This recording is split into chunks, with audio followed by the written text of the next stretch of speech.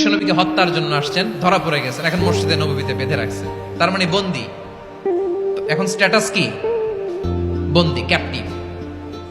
বিষ্ণু ইসলাম সাহাবাদেরকে বললেন তার খোঁজ খবর নিও, সুমামা ইবনে উসালের খোঁজ খবর নিও। সাহাবারা বলেন ইয়া রাসূলুল্লাহ, আপনাকে হত্যা করতে এসেছে, তার তো কঠিন ক্যাপিটাল পানিশমেন্ট হওয়া দরকার, কঠিন শাস্তি হওয়া দরকার। বিশ্বনবী বললেন না, আমি যেটা জানি তোমরা সেটা জানো না, তোমরা সুমামার সাথে ভালো আচরণ করো। বিশ্বনবী সুমামার কাছে গেলেন। প্রথম দিন যে তিনি কালেমার দাওয়াত দিলেন, ইমানের দাওয়াত দিলেন, ইসলামের দাওয়াত দিলেন, রিসালাতের দাওয়াত দিলেন, আখিরাতের দাওয়াত দিলেন। পরের দিন যে বিশ্বনবী সালাতের দাওয়াত দিলেন, যাকাতের দাওয়াত দিলেন, ইসলাম কি, কিভাবে, কেমন করে পালন করতে হয় চমৎকার আর্টিকুলেট করতে শুরু করলেন। তন্ময় হয়ে সুমামা ইবনে উসাল রাদিয়াল্লাহু তাআলা আনহু বিশ্বনবীর কথাগুলো শুনতে আরম্ভ করলো। একদিন নয়, 2 দিন নয়, টানা 3 দিন বিশ্বনবী সুমামার কাছে ইসলামকে প্রেজেন্ট করেছেন, উপস্থাপন করেছেন। আওয়াজ করে বলেন কয় দিন? 3 দিন। 3 দিন মসজিদে নববীতে বাধা। আর সাহাবীদেরকে বললেন তার খোঁজ খবর নিও, তোমরা যে রুটি বানাও এর মধ্যে সবচেয়ে ভালো আটার রুটিটা তারে দিও, সবচেয়ে রিফাইন্ড খেজুর, যেটা পিওর খেজুর, এটা তারে দিও। আর বিশ্বনবী নিজের উট থেকে দুধ দহন করে ওনার বাড়ির এক কর্মচারীকে বলেছেন দুধ দহন করে সুমামার জন্য নিয়ে যেও। সুবহানাল্লাহ পড়বেন না? সবাই তো অবাক, ইয়ামামা থেকে আসছে নবীকে হত্যা করতে, বিশ্বনবী দেখে তারে জামাই আদর করে, তাকে মজার মজার খাবার দিও, দুধ দিও, আদর আপ্যায়ন করো। 1 দিন নয়, 2 দিন নয়, টানা 3 দিন বিশ্বনবী এভাবে সুমামার কাছে যে ইসলামকে প্রেজেন্ট করতে আরম্ভ করলেন, ইসলামকে উপস্থাপন করতে শুরু করলেন। আর তাকে চমৎকার এন্টারটেইনমেন্ট, আপ্যায়ন দিতে আরম্ভ করলেন। টানা 3 দিন যখন ইসলামের দ্য বিউটিজ অফ ইসলাম, ইসলামের সুমহান বাণী, সৌন্দর্য তার কাছে উপস্থাপন শেষ, তাকে আপ্যায়ন শেষ, বিশ্বনবী বললেন সাহাবাদেরকে যাও এবার সুমামার হাতের পায়ের রশি দুটো খুলে দাও। তারা বললেন ইয়া রাসূলুল্লাহ, কি বলেন আপনি?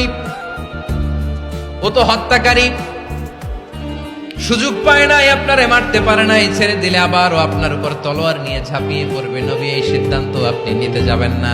বিশ্বনবী বললেন যেটা বলেছি সেটা করো, সুমামার রশিগুলো ছেড়ে দাও, সুমামার হাতে পায়ের রশিগুলো যে তোমরা খুলে দাও। সাহাবারা তর্ক জুড়ে দিলেন, লা ইয়া রাসূলুল্লাহ, এমনটা করবেন না, তো ভয়ঙ্কর, ভয়ঙ্কর খুনি, কি জানি কি হয়ে যায়। বিশ্বনবী বললেন না, তার হাতে পায়ের রশিগুলো খুলে দাও। সাহাবারা বিশ্বনবীর কথা মতো তার হাতে পায়ের রশিগুলো খুলে দিল। সুমামা মুহূর্তের মধ্যে মসজিদে নববী থেকে বের হয়ে ইয়ামামায় ফিরে না যে মসজিদে নববীর পাশে একটা খেজুর বাগান ছিল সেখানে চলে গেলেন। সেখানে একটা ছোট্ট কুয়া ছিল, কুয়ার পানি দিয়ে তিনি গোসল করলেন। সুবহানাল্লাহ পড়েন। কুয়ার পানি দিয়ে গোসল করে মসজিদে নববীর সামনে এসে বিশ্বনবী এবং সাহাবাদের সামনে দাঁড়িয়ে সাব্বাবা উঁচু করে বললেন, আশহাদু আল্লা ইলাহা ইল্লাল্লাহ ওয়া আশহাদু আন্না মুহাম্মাদান আবদুহু ওয়া রাসূলুহু। আল্লাহু আকবার।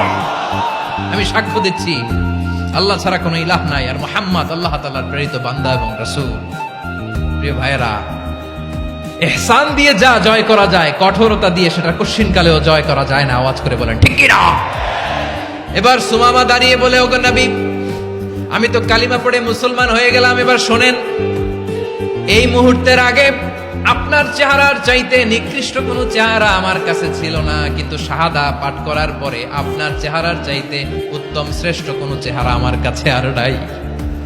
ও নবী, আজকের দিনের আগে ইসলাম ধর্মের চেয়ে নিকৃষ্ট অপছন্দনীয় কোনো ধর্ম আমার কাছে ছিল না, কিন্তু এই মুহূর্ত থেকে ইসলামের চেয়ে সেরা শ্রেষ্ঠ পছন্দনীয় কোনো ধর্ম আমার কাছে নাই।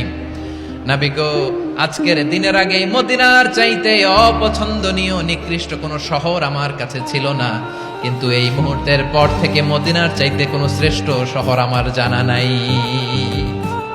সে ছিল গমের বড় ডিলার, গম বেচতো। কি বেচতো? তার গম কিনে মক্কার লোকেরা রুটি খাইতো। সে ঘোষণা দিল, আজকে থেকে মক্কাবাসীদের জন্য সব গম আমি হারাম করে দিলাম, মক্কাবাসী এখন না খেয়ে মরে। সুবহানাল্লাহ পড়বেন না? মক্কাবাসী বিশ্বনবীর কাছে আসলেন, এসে বললেন, মুহাম্মদ, আমরা তো তোমার ভাই, তোমার চাচা, তোমার ভাতিজা, তোমার আত্মীয়, তুমি সুমামারে বলো সে যেন আবার গমের সাপ্লাই মক্কার জন্য অনুমতি দিয়ে দেয়। বিশ্বনবীর অনুমতি ক্রমে সুমামা আবার মক্কাতে গম পাঠাতে শুরু করলো। পড়েন সুবহানাল্লাহ।